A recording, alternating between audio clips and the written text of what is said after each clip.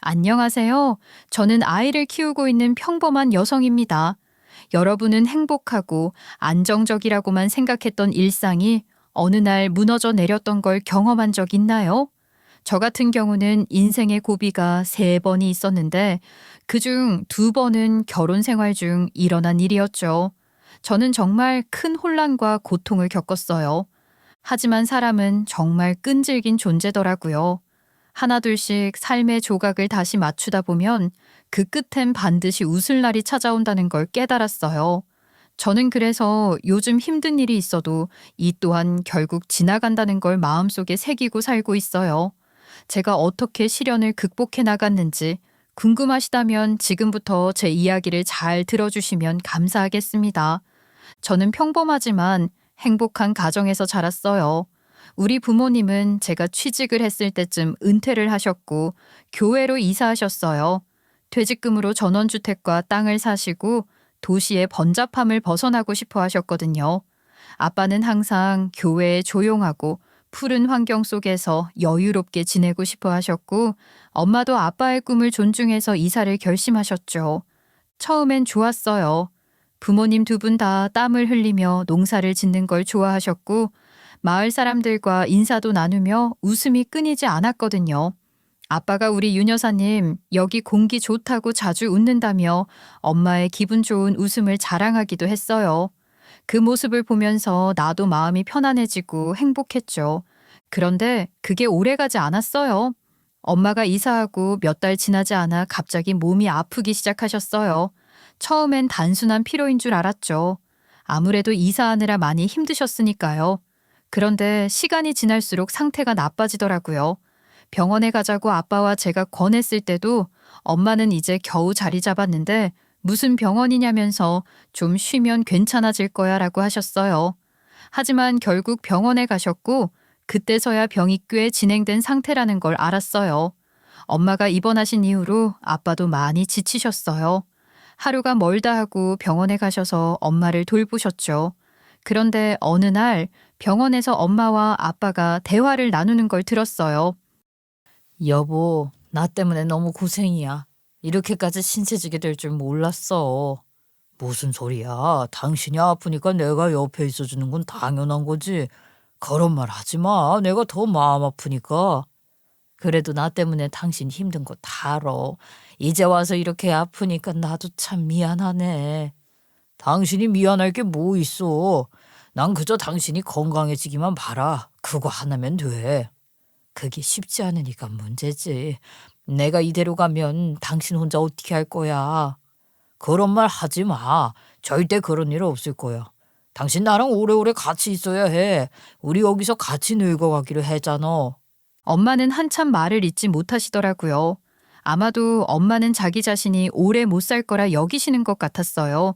그 대화를 듣고 나서 저도 눈물이 나서 병실을 나와버렸어요.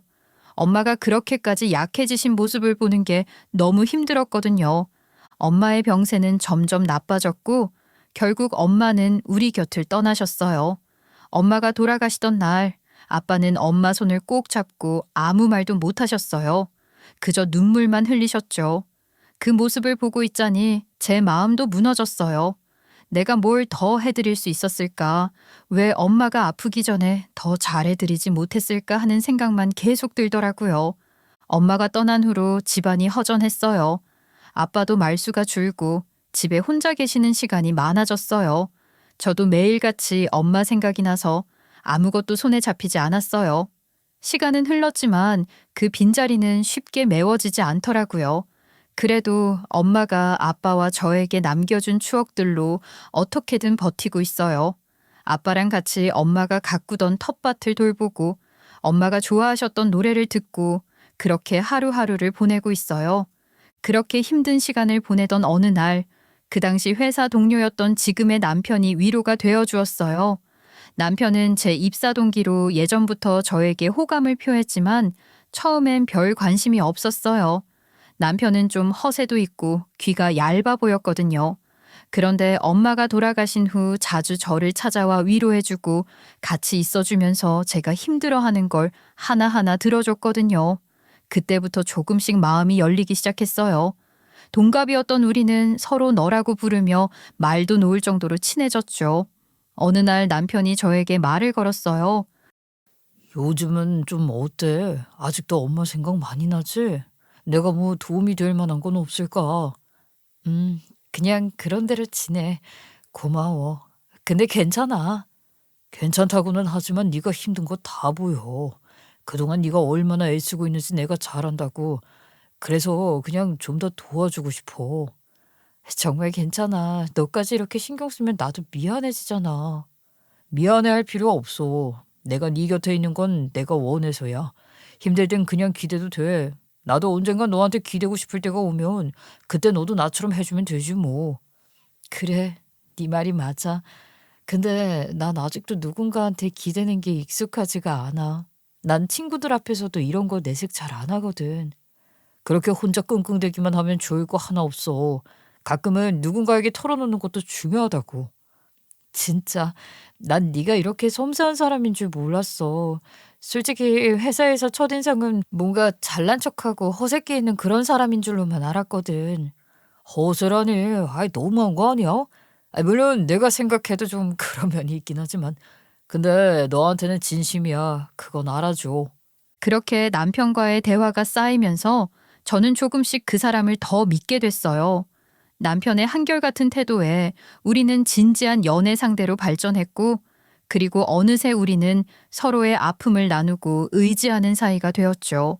결국 1년 반의 연애 후 결혼까지 가게 되었어요. 지금 생각해보면 엄마가 떠난 후 제 마음을 열어준 사람은 바로 남편이었어요. 엄마가 없는 빈자리를 완전히 메울 수는 없지만 남편과 함께하면서 조금씩 다시 웃을 수 있게 된 것 같아요. 결혼 후 처음엔 행복했습니다. 그러나 사람이 살다 보면 결국 단점이 보이게 되잖아요. 평범한 일상 속에서도 작은 문제들이 생기곤 했어요. 특히 제가 예전부터 늘 느껴왔던 남편의 팔랑귀 기질이 문제가 된 적이 있었죠. 남편은 늘 좋은 게 좋은 거라는 성격이라 사람들 말에 휘둘리는 경우가 많았어요. 그래서 결혼 후 어느 날 남편이 누군가의 권유로 투자 이야기를 해왔어요. 당신 이거 들어봤어? 이번에 새로운 투자 기회가 생겼는데 수익률이 정말 좋대. 내 친구가 확실한 정보라고 했거든. 우리도 한번 해보면 어떨까? 투자? 당신 이런 거 쉽게 믿으면 안 된다고 했잖아. 수익률이 좋다는 얘기만 듣고 덜컥하는 건 너무 위험해. 아니, 이번엔 진짜야. 친구가 확실히 알아봤다니까. 이건 놓치면 안 될 기회라고. 그래도 난 좀 불안해. 우리 그동안 모은 돈이 얼마인데 그걸 이렇게 쉽게 투자하다가 잘못되면 어쩌려고 그래. 당신도 너무 걱정하지 말고 한번 믿어봐. 이 기회 놓치면 후회할 거야. 믿으라고? 아우, 난 이게 불안하다니까. 만약 잘못되면 어떻게 할 건데? 그때 가서 후회해봤자 늦어. 아이, 그냥 한번 믿어봐. 내가 잘 알아보고 하는 거야. 당신도 너무 부정적으로 생각하지 마. 부정적인 게 아니라 현실적인 거야. 우리가 얼마나 고생해서 모은 돈인데 그걸 이렇게 쉽게 날리게 하고 싶지 않다고. 하지만 남편은 제 말을 듣지 않았고 자기 맘대로 투자를 진행했어요. 그리고 결과적으로는 모아둔 돈을 거의 다 잃게 되었죠. 그 사건 이후로 우리 사이에 큰 갈등이 생겼어요. 한동안 집안 분위기는 말 그대로 얼음장과도 같았어요. 저는 남편과 크게 갈등하며 싸웠어요. 이거 봐. 결국 이렇게 됐잖아. 내가 뭐라고 했어. 그때 내 말 좀 들었어야지. 미안해. 정말 미안해. 면목이 없다. 미안하다고 해결될 일이 아니잖아. 우리가 얼마나 고생해서 모은 돈인데 그걸 이렇게 날려버리면 어쩌자는 거야? 여보, 나는 이게 좋은 기회인 줄 알았어. 나도 후회하고 있어. 좋은 기회? 그런 거 쉽게 믿으면 안 된다고 몇 번을 말했어. 당신은 왜 항상 다른 사람 말에 휘둘리는 건데? 그리고 후회한다고 다 해결되는 건 아니야. 언제까지 그렇게 낙심만 하고 있을 건데? 이제 어떻게 해야 할지 생각해 봐야지. 나는 더 이상 이렇게 당신 팔랑귀 때문에 힘들어하고 싶지 않아. 이런 고민에서 자유로워지고 싶다고. 당신 그거 무슨 뜻이야? 자유로워지고 싶다니. 혹시 나랑 이혼 생각하는 거야? 아니지? 그렇게 우리는 한동안 서로에 대한 신뢰가 흔들리고 이혼을 고려할 정도로 심각한 상황에 이르렀어요. 하지만 그때쯤 제가 임신을 한 걸 알게 되었어요. 아이가 생겼다는 소식을 듣고 저희는 다시 마음을 다잡기로 했어요. 아이를 위해서라도 이혼은 하지 말아야겠다고 결심했죠. 물론 남편에게는 다시는 그런 실수를 반복하지 않겠다고 약속을 받았어요. 아이가 태어난 후로는 남편도 더 책임감 있는 모습으로 변했고 저희 가정은 조금씩 안정을 찾아갔습니다. 남편이 투자를 잘못해서 크게 데인 이후로 더 이상 주식 같은 위험한 투자 상품에는 손도 대지 않게 되었죠. 대신 남편은 남의 덕을 보고 싶어 하는 심리가 생겨버렸어요. 이런 심리가 남편을 지배했던 탓일까요? 남편과 시모는 시누이를 좋은 집안에 시집 보내고 싶어 했어요. 그래서 그 집안 덕을 보고 싶어 했던 거예요. 시누이는 예쁘고 몸매도 좋았기 때문에 남편과 시모는 시누이가 좋은 조건의 남자와 결혼할 수 있을 거라고 생각했어요. 그런 남자를 결국 만나게 되었습니다. 남편은 시누이의 남자친구가 좋은 조건을 가진 사람이라고 자랑하기도 했어요. 우리 여동생 이번에 잘 되면 우리도 덕 좀 볼 수 있겠지 않냐며 웃더군요. 저는 그 말을 들으면서 속이 뒤집히는 느낌이었어요. 저는 그런 계산적인 태도가 너무 싫었어요. 가족 간의 사랑과 응원이 아니라 결국엔 경제적인 득실만 따지는 모습이 답답하게 느껴졌어요. 그래서 남편에게 몇 번이고 얘기했어요. 시누이 결혼에 대해서 너무 계산적으로 생각하지 말라고. 그건 시누이의 인생이고 우리가 시누이의 행복을 위해 무엇을 도울 수 있는지를 생각해야지. 덕을 볼 생각부터 하면 되겠냐고 했죠. 하지만 남편은 저의 그런 말들을 그냥 흘려들었죠. 저보고 너무 심각하게 생각하지 말라는 식으로 웃으며 넘겨버리더군요. 그런 대화들이 반복되다 보니 저는 점점 남편과의 거리감이 느껴졌어요. 시누이의 결혼이 우리 가정의 미래에 무슨 큰 변화를 가져올 것처럼 굴고 그 기대에 따라 움직이려는 남편과 시모의 태도가 저에게는 전혀 공감되지 않았어요. 시누이는 조건 좋은 남자친구와 연애까지는 성공했어요. 하지만 결혼까지 가는 것은 쉽지 않았죠. 이유는 남자친구의 집안에서 시누이의 조건을 들먹이며 반대가 심했기 때문이었어요. 이번에 사귄 시누의 남자친구 집안 또한 시누이에게 결혼을 원한다면 집 열쇠를 가져오라는 말을 했대요. 시누이의 조건이 부족하니 집이라도 해오라는 얘기였죠. 하지만 시누이가 모은 돈으로는 턱없이 부족했고 결국 시누이는 시댁으로 찾아와 시부모님께 돈을 요구하게 되었어요. 그날도 분위기는 험악했어요. 시누이는 얼굴이 잔뜩 굳은 채로 시댁에 와서 시부모님과 대화를 시작했어요. 저는 그 자리에 있었고 상황이 점점 격해지는 걸 느끼면서 한숨만 나왔죠. 엄마, 아빠, 나 이번에 진짜 집 사야 돼. 저 사람들이 결혼하려면 집 열쇠 가져오라고 했단 말이야. 가진 돈으로는 택도 없으니까 엄마, 아빠가 도와줘야 해. 집 열쇠라니 그런 요구를 한다고? 우리가 무슨 돈이 있어서 집을 사주겠니? 그 남자 집안에서 그러니까 나도 어쩔 수 없잖아. 엄마, 아빠가 도와주면 나 결혼할 수 있다니까. 아이고, 우리가 무슨 돈이 있어서 우리도 지금 여유가 없는 상황이야. 엄마, 아빠, 이게 마지막 기회일지도 몰라요. 나도 한 살 한 살 나이를 먹고 있잖아. 계속 이렇게 남자하고만 연애만 하다가 세월 다 가게 생겼어. 나중에 이 기회 놓치면 후회하실 거라고. 제발 좀 도와줘. 너 왜 자꾸 엄마한테 돈 내놓으라고 하는 거야? 한두 번도 아니고. 이제 그만해라. 오빠, 나도 지금 간절하니까 그러는 거잖아. 이번 기회 아니면 나 정말 결혼 못할지도 몰라. 결혼이 그렇게 중요한 거면 네가 다른 방법을 찾아봐야지 왜 자꾸 부모님께 부담을 주냐고. 부모님은 여유가 없다고 하셨잖아. 진짜 웃긴다. 오빠도 나 좋은 집안에 시집 보내서 덕 보려고 하잖아. 그런데 이렇게 중요한 순간에는 부모님 돈 가져가지 말라고 호통치고 나도 결혼해서 잘 살고 우리 가족도 덕 좀 보고 싶어서 그러는 건데 왜 자꾸 나만 나쁘다고 해? 오빠도 우리 가족한테 좋은 일 생기길 바라면서 이럴 때만 나한테 엄격해지는 거 정말 이해가 안 돼. 그날의 대화는 결국 시누이의 울분과 함께 끝이 났어요. 시누이는 화가 잔뜩 나서 집을 나갔고 시모와 남편은 무거운 표정으로 깊은 고민에 빠졌죠. 남편은 한동안 우울해하고 있었어요. 신우랑 싸우고 나서 한동안 사이가 안 좋았으니까요. 그러다 한 달쯤 지난 어느 날 웬일로 남편이 밝은 얼굴로 집에 들어오더군요. 손에는 치킨까지 들고 와서는 저를 보며 오늘 좋은 소식이 있다며 신나했어요. 저는 갑작스런 남편의 밝은 모습에 어리둥절했죠. 여보, 내가 아주 빅뉴스를 가지고 왔어. 뭔지 알아? 장인어른이 가지고 계신 땅이지. 그 땅값 오른데 정부랑 대형 건설사가 협력해서 그 지역에 대규모 복합 쇼핑몰이랑 아파트 단지 개발한대. 이건 진짜 기회야. 뭐라고? 또 어디서 들은 얘기야? 당신 그런 거 한두 번도 아니고 김칫국부터 마시는 거 아니야? 아니라니까 이번엔 진짜야. 공무원한테 직접 들은 빅뉴스라고. 여보, 이거 진짜 제대로 알아보고 우리 아빠한테 얘기해봐야겠어. 빨리 땅 사두면 우리도 대박 날 수 있어. 당신 진짜 왜 그래? 매번 그런 말에 속아 넘어가면서도 아직도 정신 못 차린 거야? 이번에도 헛소리일 가능성 큰 건 모르겠어. 여보, 이번엔 진짜 확실하다니까. 장인어른한테 가서 설득 좀 해보자고. 저는 남편의 팔랑귀 습관이 또 나왔다 싶었어요. 제가 그런 것 좀 믿지 말라고 설득했지만 오히려 자신만만한 얼굴로 저를 보더니 직접 아빠한테 가서 이야기하겠다고 하더군요. 제가 그렇게 만류했는데도 불구하고 남편은 아빠를 만나러 갔어요.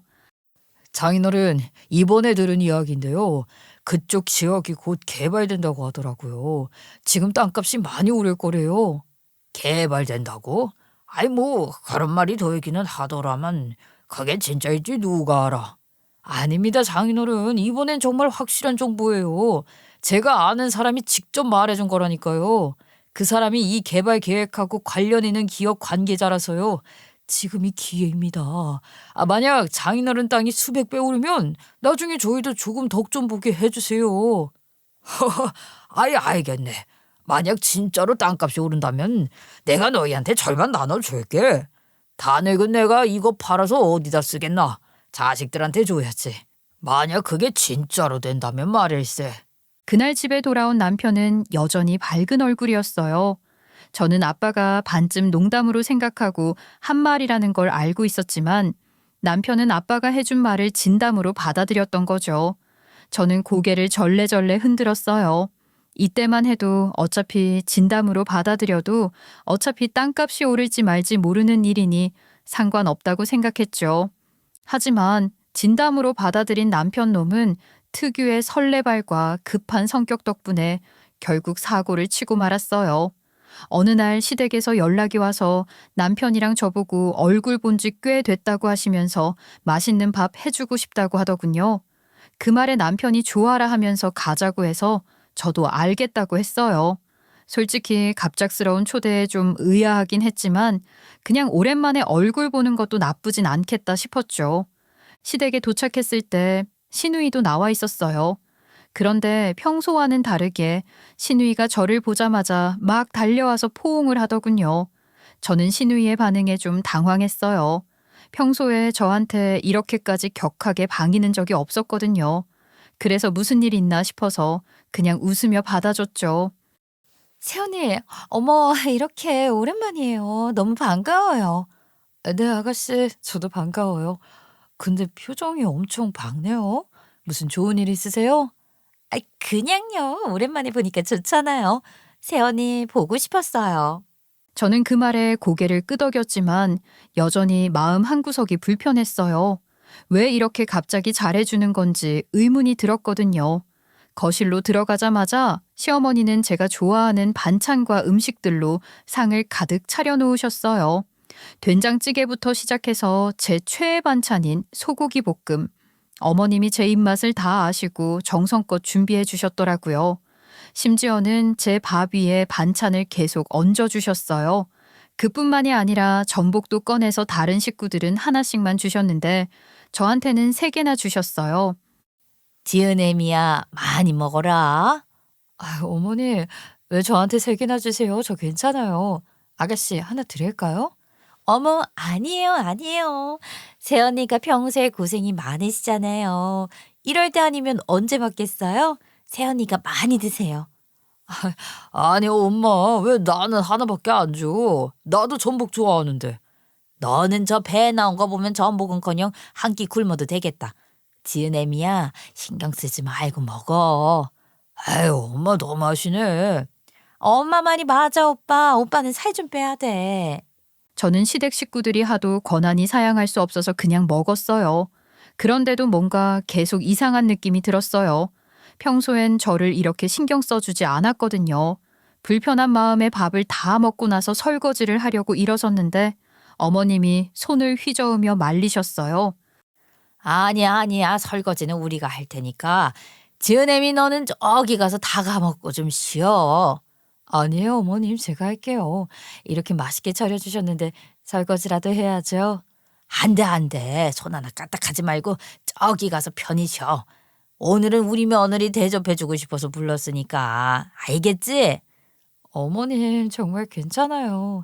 이렇게 저만 편히 있으면 제가 더 불편해요. 지은애미야, 말 좀 들으라. 이럴 때 좀 쉬라고 하면 쉬어야지. 꼭 이렇게 고집을 부려야겠니? 섭섭하다. 나는 너 오늘 정말 대접해주고 싶어서 이런 건데 이러면 내 입장이 뭐가 되니? 알겠어요, 어머님. 그럼 잠깐 쉬고 있을게요. 그래. 그렇게 해야 나도 마음이 편해. 저는 정말 어리둥절했어요. 평소와 너무 다른 시댁의 태도에 도대체 무슨 일이 있길래 이렇게 나한테 잘해주는 거지? 라는 생각이 떠나질 않았어요. 뭔가 뒤가 구린 느낌이랄까? 무언가를 부탁하려고 일어나 싶어서 마음 한구석이 불편했어요. 그런데 거실에서 다과를 먹고 차를 마시고 있을 때 시댁 식구들이 저를 보며 갑자기 고맙다고 하더군요. 지은애미야, 정말 고맙다. 우리가 이렇게 네 덕을 보게 되잖니. 사실 고마운 마음에 대접하고 싶어서 오늘 널 부른 거란다. 맞아요, 새언니. 정말 고마워요. 덕분에 제 신혼집 해결됐어요. 네? 무슨 소리세요? 제가 아가씨 신혼집을 해결했다고요? 아가씨랑 어머님이 무슨 얘기를 하시는지 전혀 이해가 안 가요. 저는 너무 황당해서 남편 얼굴을 바라봤어요. 그런데 남편은 제 눈을 제대로 못 마주치더군요. 그제야 뭔가 이상하다는 걸 확신했어요. 여보, 이게 대체 무슨 일이야? 빨리 진실을 말해보라고. 아가씨 신혼집을 해결해줬다는 게 무슨 말이냐고? 그게 여보, 나 사실 동생이랑 같이 신혼집 보러 다니고 계약까지 했어. 나도 당신한테 말하려고 했는데 상황이 급해서. 근데 어차피 장인어른 땅 팔게 되면 그 돈 절반 우리한테 나눠주신다고 하셨잖아. 그래서 내가 집 사고 잔금 남은 거 내주겠다고 했어. 뭐라고?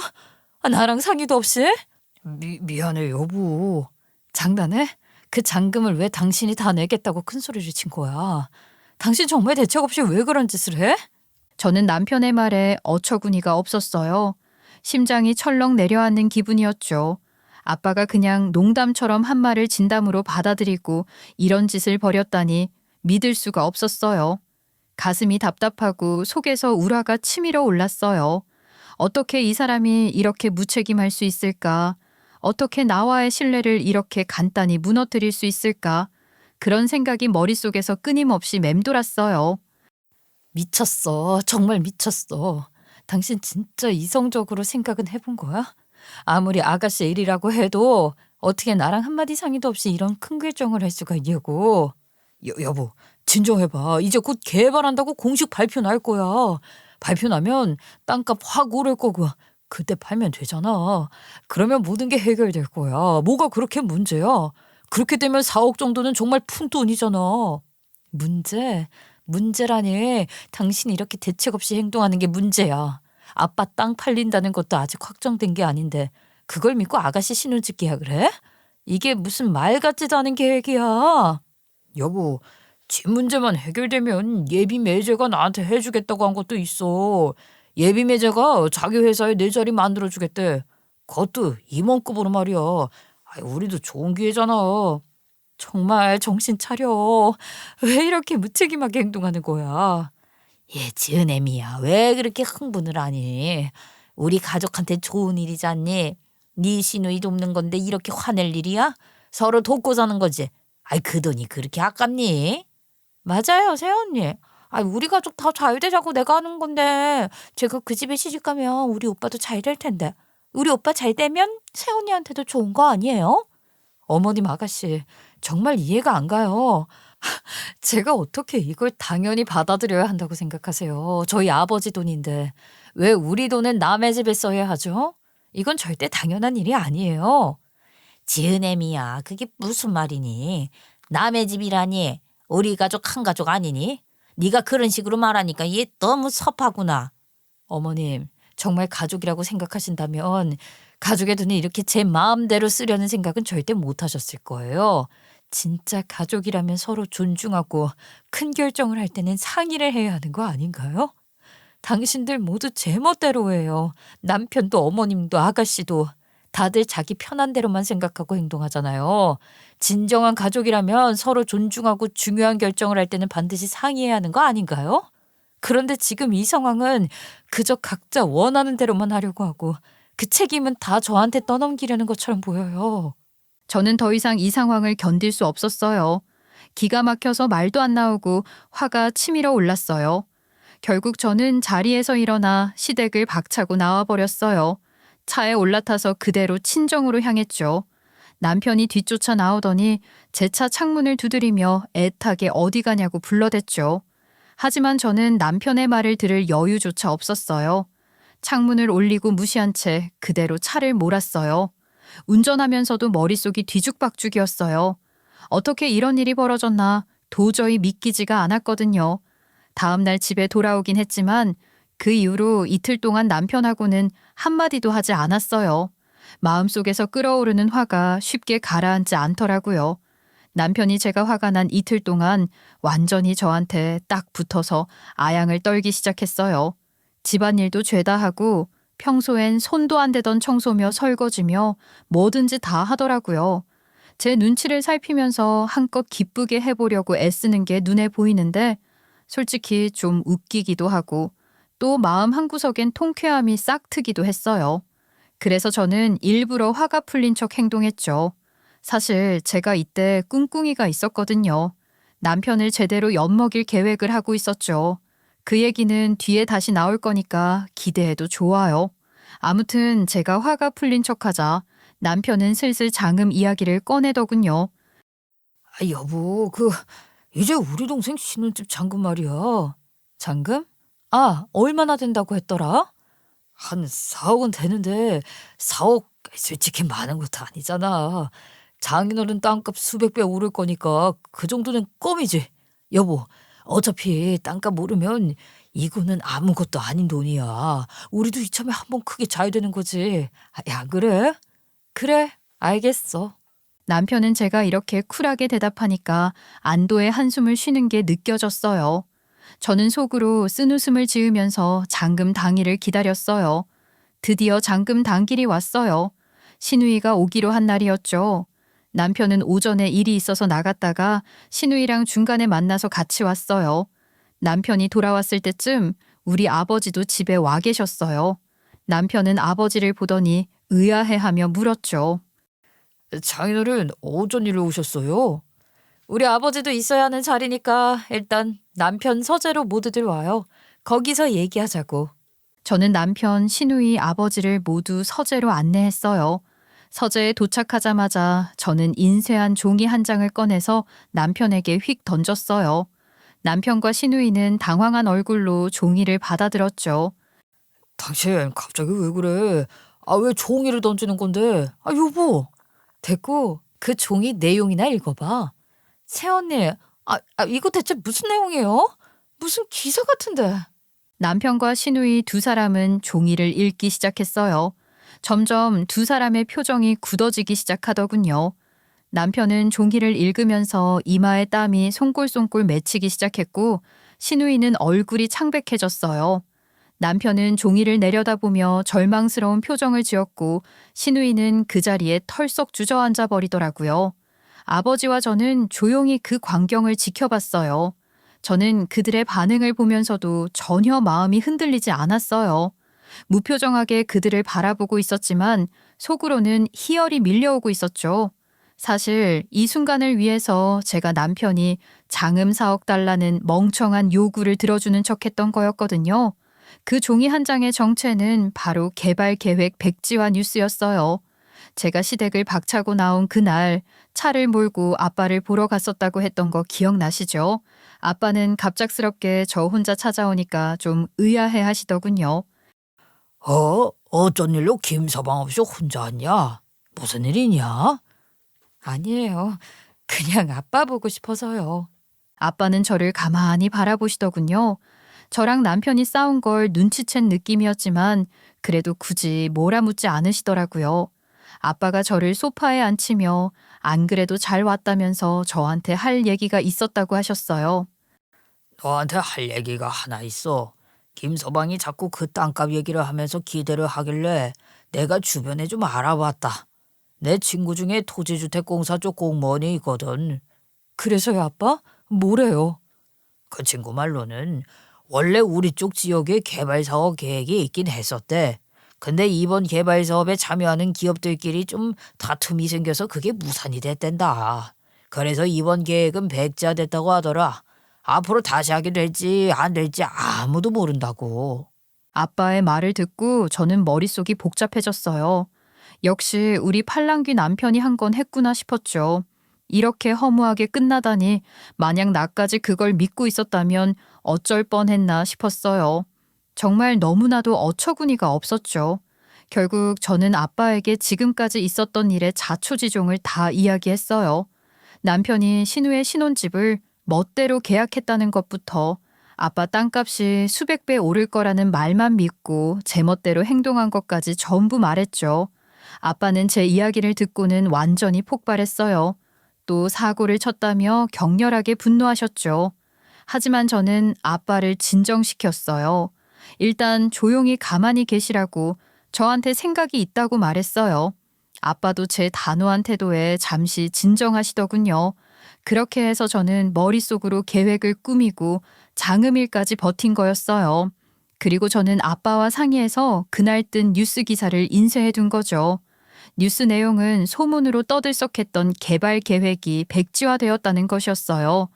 사실 이 개발 계획 백지화 뉴스는 반발이 클까봐 차일피일 미뤄지고 있었는데 타이밍이 아주 좋더라고요. 딱 제가 필요로 할 때 뉴스 기사가 나왔거든요. 하늘도 제 계획을 도와주는 것 같았어요. 예전에 남편이 멋대로 투자하다가 돈을 날렸을 때 제가 남편에게 한 말이 있어요. 또 이런 비슷한 일이 생기면 이혼할 거라고요. 그런데 이번에도 똑같이 제 허락도 없이 신우의 신혼집 계약을 해버렸으니 이제는 이 남자랑 더 이상 같이 살 수 없다고 결심한 거예요. 그래서 이제 망하든 말든 내 알바 아니라고 생각했죠. 더군다나 당연한 듯이 내놓으라고 요구하는 신우와 시어머니의 태도도 너무 괘씸했죠. 세 사람 다 이번에 제대로 당해보라는 심정으로 지금까지 입을 다물고 있었던 거예요. 제멋대로 굴면 어떤 꼴을 당하는지 제대로 보여주자는 생각뿐이었어요. 그렇게 지 하고 싶은 대로 다 하더니 꼴 좋다. 그치? 당신 이걸 왜 이제야 말하는 거야? 이게 다 뭐야? 왜 이제 말하냐고? 웃기지 마.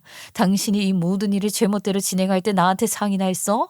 솔직히 내가 당신한테 조언하기 전에도 이미 일이 다 벌어진 상태라 내가 그때 말한다고 수습할 수 있는 것도 아니었어. 내가 땅값 안 오른다는 사실을 아빠한테 들었을 때 이미 당신은 그 집을 산 후였잖아. 인과응보라는 말 딱 이럴 때 쓰는 거 아니겠어? 그럼 이제 어떡하라는 거야? 이 사업 어떡하냐고. 그것보다 잔금 못 치르면 계약금이 날라가는데 어떡해. 계약금도 한두 푼이 아니었다고. 그걸 왜 나한테 물어봐. 네가 알아서 하세요. 안 되겠다. 장인어른 은퇴자금 남은 거 있을 거 아니야. 뭐든 끌어모아서 사업 마련하자. 당신도 땅값 떨어지는 거 알고 있으면서 말 안 한 잘못도 있잖아. 그 정도 책임은 져줘야지. 이 말을 듣는 순간 제 안에서 무언가가 확 무너져 내리는 기분이었어요. 어떻게 이렇게 뻔뻔하고 이기적일 수 있을까요? 정말 사람으로서 최소한의 양심도 없는 걸까요? 내 아버지 돈을 네가 당연히 가져다 쓸 수 있다는 그 태도 진짜 역겨워서 더는 못 참겠더라고요. 4억은커녕 한 푼도 못 줘. 당신 같은 사람한테 내 아버지 피땀 흘려 모은 돈을 줄 이유가 뭐야? 이 쓰레기 같은 인간? 양심이 없어도 너무 없는 거 아니야? 쓰레기? 뭐가 어쩌고 어째? 그러자 남편이 갑자기 제 멱살을 잡았어요. 그때 갑자기 우리 아빠가 벌떡 일어나더니 남편을 거칠게 밀치고 발로 세게 차셨어요. 우리 아빠가 평소에는 조용하시지만 분노하시면 정말 무서운 분이거든요. 남편은 중심을 잃고 비틀거리다가 그대로 바닥에 나가 떨어졌죠. 남편은 아빠한테 뭐 하시는 거냐며 기세 좋게 소리쳤지만 우리 아빠가 서늘하게 노려보자 그제야 그 기세가 싹 사라졌죠. 사실 우리 아빠가 이래봬도 무술 20단에 시민경찰대로 활약하신 적도 있었던 분이에요. 아빠가 아무리 연세가 드셨다고 해도 삐쩍 마른 남편 제압하는 건 식은 죽 먹기였죠. 남편은 화난 감정 때문에 잠깐 그 사실을 잊고 있다가 다시 그걸 깨달은 듯 쫄아버려 깨갱거리며 아무 말도 못했어요. 남편이 저에게 떨어져 나가자 그제야 가방에서 준비해둔 종이를 꺼냈어요. 남편은 바닥에 주저앉은 채로 종이를 받아들었어요. 얼굴이 하얗게 질린 채로 종이를 바라보던 남편은 말을 잇지 못했어요. 종이의 정체는 이혼 소장이었어요. 야, 인간아, 내가 돈은 못 줘도 이건 줄 수 있거든? 이게 당신이 받을 수 있는 유일한 거야. 아, 뭐야 이거. 장난하지 마. 장난? 난 진심이야. 내가 예전에 말했잖아. 또 이런 일이 있으면 이혼한다고. 기억 안 나? 그건 투자 문제였잖아. 이번엔 우리 동생 집 문제 때문에 그런 거잖아. 아니, 어떻게 그거랑 이걸 같다고 해. 그거나 저거나 내 상의 없이 네 마음대로 한 건 똑같아. 네 속물적인 성격과 탐욕스러움이 결국 이 꼴을 만든 거라고. 네가 책임져야 할 일이야. 그럼 이 4억은 어쩌라는 거야? 이 잔금 어떻게 감당하냐고. 그 말을 듣고 옆에서 절망하며 무릎 꿇고 있던 신우이가 갑자기 벌떡 일어났어요. 현실로 돌아온 듯한 얼굴이었죠. 됐고. 오빠 책임져. 오빠가 나보고 신혼집 사라고 한 거였잖아. 이거 다 오빠 때문이잖아. 오빠가 다 책임질 거라며. 내가 그 개발 계획이 백지화 될 줄 알았냐? 그리고 내 탓만 하지 마. 어차피 최종 결정은 네가 한 거잖아. 그집 명의는 네 거니까. 솔직히 4억은 네가 책임지는 게 많은 거지. 뭐라고? 언제는 잔금 대줄 테니까 자기한테 잘하라더니 이제 와서 밑장을 빼? 그 말을 들은 신우이는 완전히 열받은 얼굴로 주변을 두리번거리더니 서재방 장식장에 있던 물건을 꺼냈어요. 유명 야구 선수의 사인을 받은 야구 방망이였죠. 남편이 아끼는 물건이었어요. 야야 진정해. 그걸로 뭐 하려는 거야? 오늘 너 죽고 나 죽자. 너 때문에 나 빚쟁이 되게 생겼는데 내가 진정하게 생겼어? 남편은 기겁하며 방을 피해 다니기 시작했어요. 신우이가 이리저리 방망이를 휘두르자 남편 서재 안의 물건들이 여기저기 쓰러지고 난리가 났어요. 저는 그 모습을 한심하게 바라보다가 아빠와 함께 남편 서재방을 빠져나왔어요. 남편은 빠져나가는 저를 보며 어딜 가냐면서 절규했지만 곧이어 달려드는 신우 때문에 정신이 없는지 방 안을 계속 허겁지겁 도망다녔죠. 그 뒤로는 어떻게 됐냐고요? 저는 남편 집을 나와 곧바로 이혼 소송을 시작했어요. 이혼 소송을 진행하는 동안에는 친정집에 가서 지냈습니다. 집에서는 남편이 이혼은 죽어도 못하겠다고 난동을 부리고 난리치기 때문이었죠. 친정집은 그나마 안전한 게 아빠한테 또 맞을까봐 무서우니 못 찾아오니까요. 양육권 소송까지 하느라 1년 6개월에 걸친 이혼 소송이 거의 마무리되어 가던 중 그때 개발 계획이 다시 추진된다는 뉴스가 떠서 온 동네가 떠들썩했어요. 건설사 간 마찰로 한동안 백지화되었던 개발 계획이 다시 원활하게 해결되어 결국 추진된다는 내용이었죠. 이게 도대체 어떻게 된 건지 타이밍이 절묘하더군요. 우리 아빠가 가진 땅은 훌쩍 가격이 뛰었죠. 그 소식을 듣자 전 남편 놈이 어떻게 했겠어요? 당연히 다시 저를 찾아왔죠. 우리 아빠만 보면 겁먹던 놈이 무슨 간댕이가 부어서 찾아왔을까 했는데 일부러 집 근처에서 대기 타고 있다가 우리 아빠가 외출하신 걸 확인하고 나서야 온 거래요. 진짜 제 전 남편이지만 너무 찌질해요. 일부러 저랑 애만 있을 때를 골라서 오다니요. 저는 일부러 아이 보고 방 밖으로 나오지 말라고 했고 현관문에서 남편과 대화를 나눴죠. 땅값 많이 뛰었다며. 나도 그 소식 들었어. 장인어른 땅이 그렇게 오른다면서. 역시 내 말이 맞았지? 코웃음 나오는 소리 좀 그만해. 백지화 됐다가 다시 추진된 건데 그걸 맞았다고 할 수 있냐? 참 속물근성하는 애는 여전하네. 나 사실 지금 너무 힘들어. 동생 집 잔금 결국 빚으로 다 남아서 그거 갚느라 죽을 맛이야. 그리고 우리 지은이도 있잖아. 부모가 이혼하는 게 애한테 얼마나 큰 상처인데 자식 생각해서라도 다시 합치면 안 될까? 전 남편은 다급하게 바지가랑이를 붙잡았어요. 그 눈빛이 마치 모든 걸 잃은 사람처럼 절박했지만 저는 전혀 동정심이 들지 않았어요. 저는 전 남편의 얼굴을 보고 쓴웃음을 지었어요. 솔직히 이 상황이 우스웠거든요. 이제 와서 가족 타령이라니 너무 뻔뻔하지 않나요? 가족? 아이고 이제 와서 무슨 가족이야. 너도 알잖아. 이혼 소송 이제 거의 마무리 단계야. 그냥 양육비나 보내. 그게 네가 할 수 있는 최선이야. 제발 제발 한 번만 더 생각해줘. 나 너 없이 정말 안 된다. 한 번만 더 기회를 줘. 내가 잘못했어 진짜로. 아우 이미 끝난 얘기라고. 너랑 다시 살 생각 없어. 너 그만 손 놔. 이런 식으로 나 붙잡는다고 내가 마음 바뀔 것 같아? 웃기지 마. 전 남편은 계속 제 바지가랑이를 놓지 않고 매달렸어요. 그때 마침 잠깐 외출하셨던 아빠가 집에 돌아오셨어요. 전 남편은 아빠가 들어오는 걸 보자마자 얼굴이 하얗게 질리더니 벌떡 일어나서 황급히 도망가기 시작했어요. 정말 꼴이 우습더군요. 아빠를 마주칠 용기조차 없는 그 모습이 얼마나 한심하던지. 더 한심한 건 달려가는 전 남편의 뒷모습을 보니 그놈 등짝을 보니 땀으로 흥건해 있더라고요. 아마도 겁에 질려서 그랬겠죠. 그 후로 저는 아빠와 제 딸, 우리 셋이서 정말 행복하게 살고 있어요. 아빠는 땅값이 올라서 그 땅을 좋은 가격에 팔았고 그 덕분에 우리 세 사람은 넉넉하고 평화로운 삶을 누리고 있죠. 아빠는 늘 딸인 저와 손녀를 위해 무엇이든 다 해주고 싶어 하셨어요. 반드시 돈에 국한된 것만은 아니었어요. 아빠는 뭘 하든 제 딸 지은이에게 최선을 다하셨어요. 지은아, 오늘은 뭐 먹고 싶니? 이 외할아버지가 뭐든 해줄게. 할아버지, 나 스파게티 먹고 싶어요. 할아버지가 해주는 게 세상에서 제일 맛있어요. 아빠는 웃으며 주방으로 향하셨고 저는 그 뒤에서 흐뭇하게 바라봤어요. 아빠가 요리하는 모습을 보는 건 늘 저에게 큰 위로가 되었거든요. 딸아이도 아빠가 만든 음식을 좋아해요. 그렇게 작은 것들이 쌓여서 지금 우리 집엔 늘 웃음이 끊이지 않아요. 아빠, 아유, 너무 무리하지 마세요. 요즘 허리도 안 좋으시다면서요.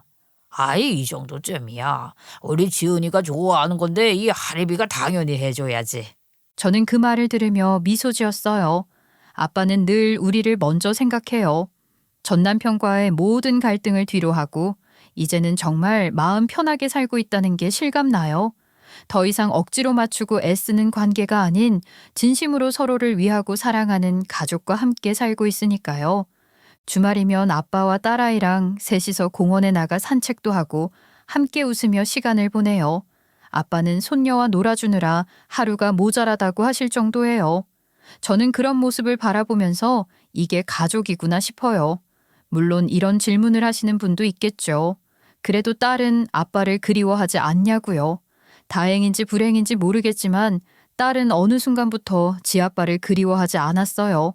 물론 처음엔 딸아이 입장에서도 이혼은 충격받을 일이었어요. 아빠가 보고 싶다고 우는 모습을 봤을 때는 마음이 아팠어요. 그러나 그 감정도 오래 가진 않았어요. 이혼을 했어도 면접 교섭권 때문에 한두 달에 한 번씩 전 남편이 딸을 만나러 왔는데 어느 순간부터 딸이 아빠를 만나기 싫다는 거예요. 한 번은 딸아이가 눈물을 글썽이며 제게 말했어요. 엄마, 나 아빠 안 만나고 싶어요. 왜 그래, 지은아? 아빠랑 있으면 즐겁지 않아? 예전엔 아빠 많이 보고 싶다고 했잖아. 처음에는 좋았는데 이제는 싫어요. 아빠가 맨날 엄마한테 돈 빌리고 싶다고 저보고 잘 좀 말해달래요. 아빠 만나면 맨날 돈 필요하다는 얘기밖에 안 해요. 나 그런 거 하고 싶지 않아요. 엄마가 힘들어하는 거 보기 싫어. 딸의 말에 제 가슴이 철렁 내려앉았어요. 그 어린아이한테까지 돈 이야기를 하다니 정말 한심하고 찌질하기 짝이 없는 사람이었죠.